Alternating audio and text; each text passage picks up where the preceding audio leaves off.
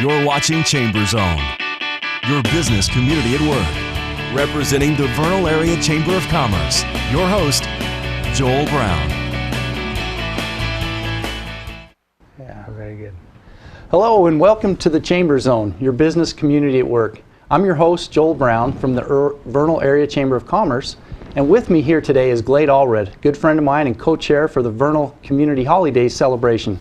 Glade, it's sure glad to have you here today. Very good to be here, Joel. Thank you. Tell us a little bit about the celebration. We just had the holidays celebration, and we wanted to pick your brain and figure out how it went this year with the community support and everything. Thank you. You know, community support, as you mentioned, is the key, and you know the community is amazing. We live in an amazing area.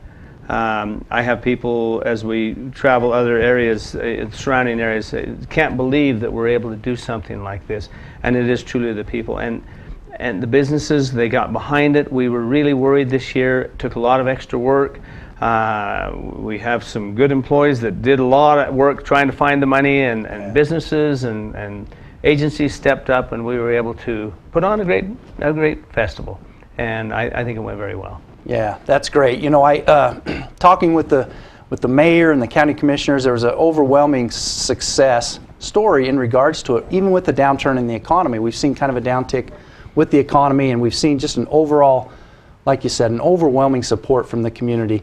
Tell us about the numbers this year. How many people we had out? Was it? I mean, it was a cold day for sure. It truly was. It was a very cold day. I've seen colder, yeah, but it was a cold day, and. You know, the numbers, we actually had them spread out a little further than other years, but we were in that 10,000 range, 10, 11,000 range of people, and you know, every single venue was very, very busy. They would fluctuate. BTA has been fantastic in bringing their buses over and helping with the traffic congestion and moving people around so they don't have to constantly get in their cars and find another parking place. That helps a great deal. And one of our concerns over the years has always been that First East Highway 40 intersection. And you know, the search and rescue came in and they were champions. They did an amazing job there in keeping that safe and keeping people crossing safely, because that's always a concern. Because the large numbers of people, and so it just went very, very well, and truly it's a combined effort from everyone. Yeah, absolutely. I mean, it takes a combined community effort to put it together, really. Tell us a little bit about we have the parade of lights that evening, and how did the parade of lights go that evening? You know, very, very well. I was tickled.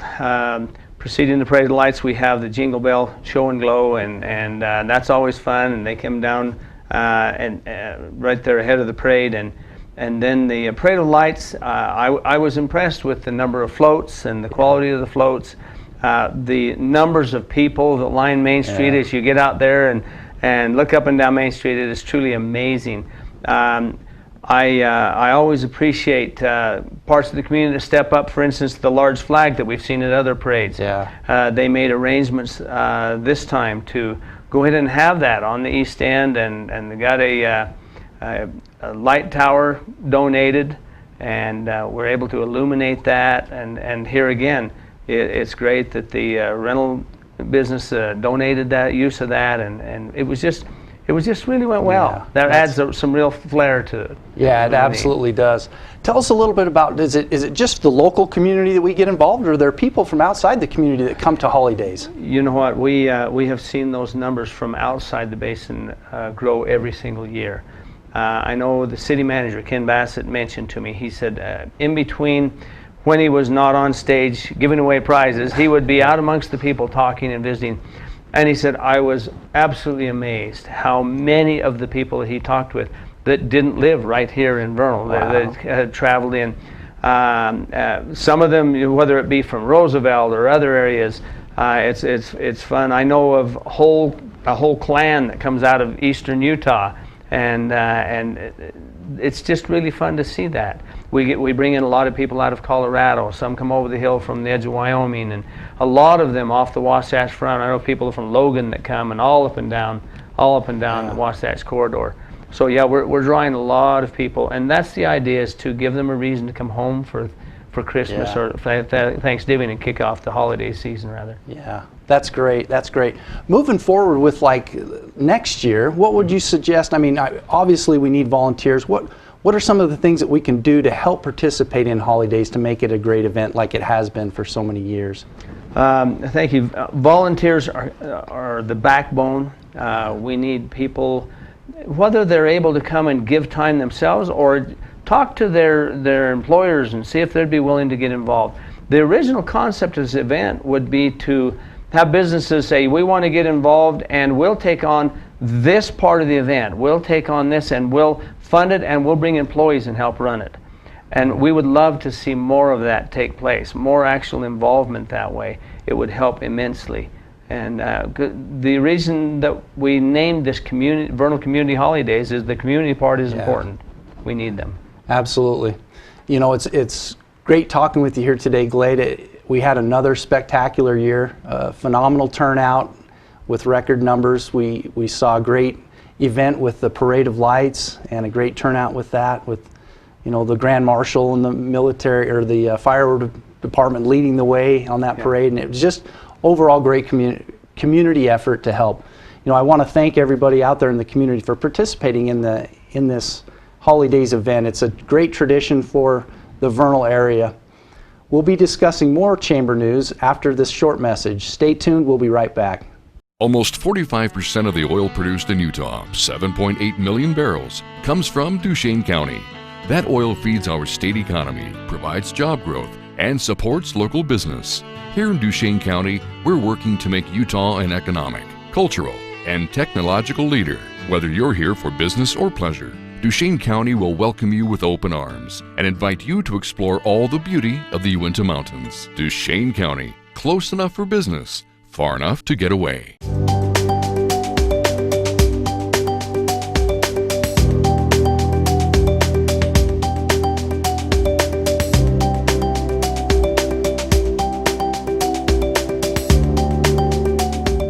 Thank you for joining us today on the Chamber Zone. Today I have with us Jay Haslam, who's our co-chair of the Trees for Charity event. Jay, good to have you with us. Thank you. Glad to be here. We'd like to talk to you about our event that we just had over the weekend, the Trees for Charity event. Talk to you a little bit about how it went and how the community responded and everything. It was very, very successful. We're extremely proud of what happened. The community turnout, we had record numbers.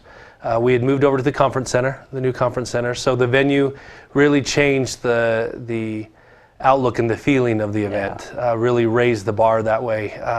Western Park has always done a wonderful job for us, but that new area, we had more space, able to have a little bit more of an ambiance, player pianos, violins playing, left a place that the community and the public really felt like they could come and enjoy the trees, learn more about the charities, what we were doing, and just kind of spend time in that space and feel the Christmas spirit, feel the whole point of the Trees for Charity, to give and to help others.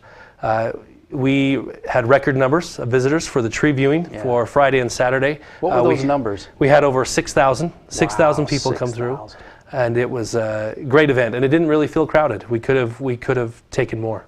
Over those 2 days. Yeah. So that was fun. So going from the Western Park to the conference center, what did it change? Changed basically the space. Over in Western Park, again, the area is great, but it was just so confined with the size and scope that Trees for Charity has become. And so that conference center, that grand ballroom, the Flaming Gorge Ballroom, I think it's called, it just gave us so much room, much room. You could display the trees.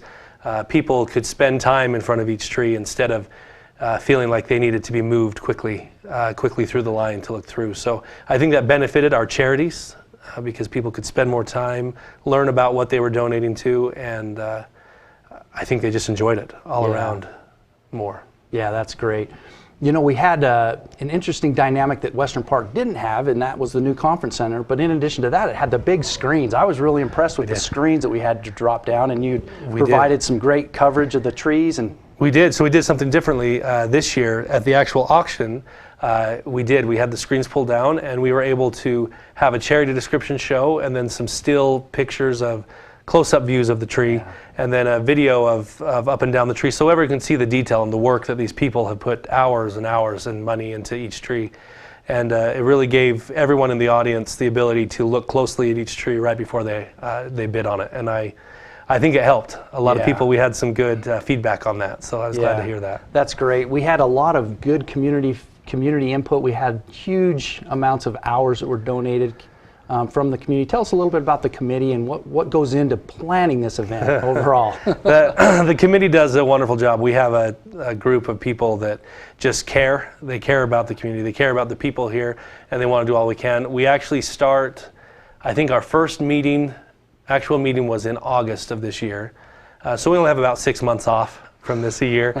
Josh and I think we were talking a month or two before that just to make sure things were moving. And there's a lot of work. Everybody kind of does their part. Josh did very well this year in letting everybody take a section and do it. And he let us work and use our talents and put it together. And it came across really smooth, smooth. But there's a lot of work. These people are dedicated and they're sold on the cause. Yeah. So Jay and Josh have done an outstanding job in putting it together and organizing it and keeping the committee on task and helping delegate. I think delegation is critical to this event. Yes. Yeah, we were able to have a nice Thanksgiving. Yeah. I actually received a message from Josh on Thanksgiving, and he asked me, are we forgetting something? Because we were pretty sure we were enjoying the holiday way too much. But it came off without any hitches. It went really, really well. So we had 41 trees involved. What were the total dollar amounts and figures, kind of early estimates coming in right now? Early estimates for the trees themselves, for the auctions, we were right around 165. Wow. Right in that area. And that, again, this year, with everything going on, it was awesome to see.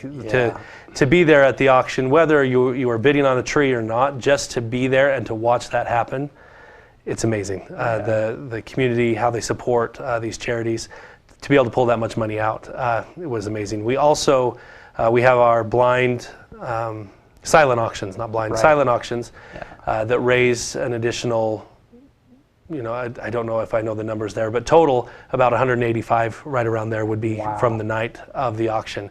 Then the next day, a really neat thing is we received an additional donation from an anonymous donor. They were at the dinner, but they just didn't know which one to pick. Yes. And they came in finally Tuesday morning and handed us a check of $20,000.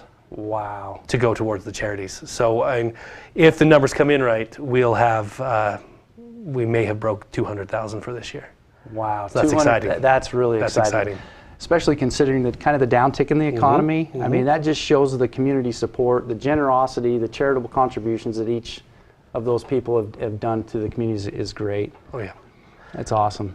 Yeah, the support we get from Anadarko, HEB, those companies, and just the community, they make it. Yeah. It's an amazing event. Yeah, it's great. We had, this year is this year the first year we've had HEB do the accounting? No, they've done it in the past too. They've done too. it for quite a few years now. So they've done it for quite a few years and been a tremendous asset to it. In addition to them, Anadarko, as Jay mentioned, has been a tremendous asset to the community and in every facet of it, with Trees for Charity. They pay for the meal, and that's a huge chunk of money to feed that many people. Yes. So we appreciate it very much. Absolutely. So there's several things that go into this. We're really excited to have Jay here talking with us today in regards to the Trees for Charity event. It was an overwhelming success. We appreciate all the community support. That's it for today's show. I'm Joel Brown. Be sure to stop into your local Chamber of Commerce to learn more about your small business community at work for you. And we'll see you next time. Thank you.